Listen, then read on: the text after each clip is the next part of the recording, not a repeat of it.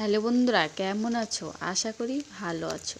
আমিও ভালো আছি। এই দেখো বন্ধুরা, তোমাদের সঙ্গে আজকে আমি শেয়ার করব মুগ ডাল। একদম নিমন্ত্রণের মতন মুগ ডাল।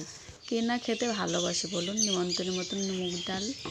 তাই আমি বাড়িতেই তোমাদের রান্না করে দেখাবো। একদম নিমন্ত্রণের মতন মুগ ডাল মাছের মাথা দিয়ে।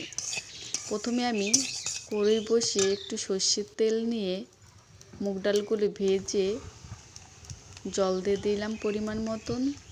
তারপর দেখুন কিছুক্ষণ পরে যখন জলটা উতলেছে আর ডালের ফেনাগুলো হয়েছে, তখন ফেনাগুলো আমি ফেলে দিলাম। তারপর পরিমাণ মতন দিয়ে দিলাম কাঁচা লঙ্কা।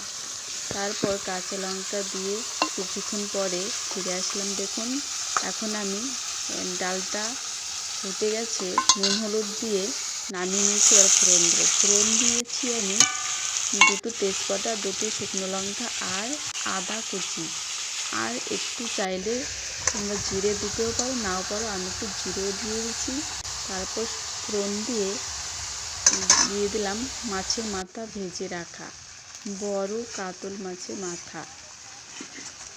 দেখুন বন্ধুরা, দিয়ে দিয়েছি। আর তারপর একটু বাদে ফিরে দেখাচ্ছি তোমাদের, দেখো কি সুন্দর হয়েছে।